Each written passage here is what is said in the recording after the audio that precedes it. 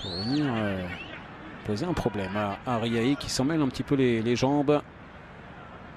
Une sortie de but pour Mwanza.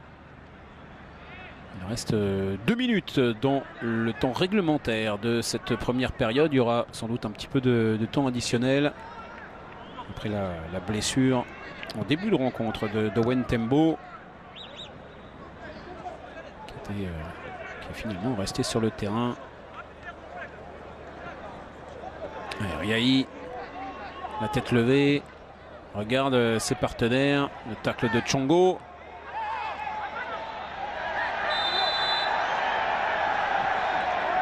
Et la Zambie qui va pouvoir se dégager, jouer vite. Là encore, il n'y a pas eu de coup de sifflet de l'arbitre.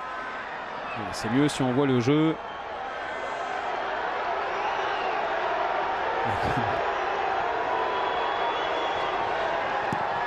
Le bon centre, encore une fois. Il y en a eu beaucoup, des situations comme ça. C'est un petit peu dommage. Cette fois-ci, c'est Mwanza qui est imprécis.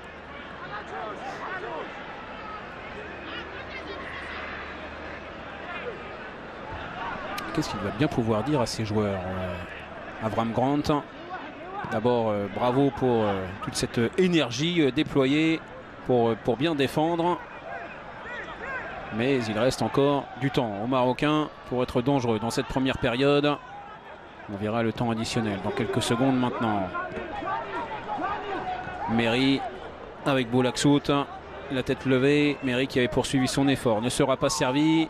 Anas Bar, mais là on est complètement arrêté côté marocain. Il va falloir reprendre un petit peu de vitesse en repassant. Derrière, Assal. Ouais, derrière. Merih dépossédé du ballon. Il a joué un petit peu trop facile. Et là il y a quelque chose à jouer sans doute. Il y a une intervention décisive de Louadni.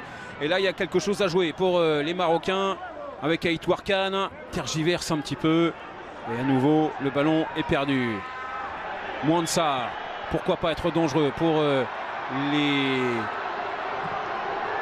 Zambiens avec cette frappe de très loin. Encore une fois, c'est la tactique. Cette fois-ci, c'est Kampamba. Avec ce ballon qui plonge et qui pose problème. Ouais, la rare.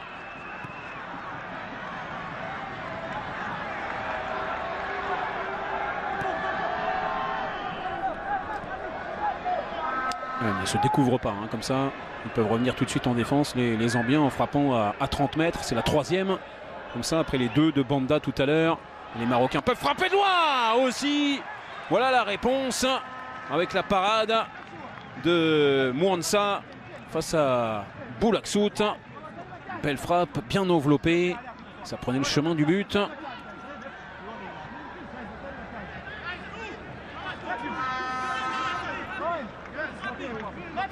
Un nouveau corner en faveur des Marocains. Il se sera employé. Mohamed Boulaksout. On l'a vu vraiment tout le temps sur son côté droit. Libéré des tâches défensives parce que c'était pas vraiment le cas. Attention, ce ballon dans la surface, catapulté dans le but. Il fallait attendre jusqu'à la fin du temps additionnel. Le but du capitaine Mohamed Rimat qui vient inscrire le premier but marocain. Ils auront résisté pendant quasiment 47 minutes les Zambiens afin de venir céder à quelques instants de la pause le but. Alors logique pour les Marocains, mais il aura fallu attendre la 47e. Le but inscrit par Rimat le capitaine. 1-0 pour le Maroc. La belle remise et la joie derrière. On sent même du soulagement dans la célébration de Youssef Merih après sa remise. Vous voyez la revenir. Enfin le Maroc est précis. Enfin, il n'y a aucun Zambien sur la trajectoire du ballon. Et ça peut changer pas mal de choses dans le discours de Tariq Sektiwi qui en vient à embrasser la pelouse. On comprend le désarroi d'un autre côté de Api Nsikou qui avait tout repoussé depuis le début de la rencontre.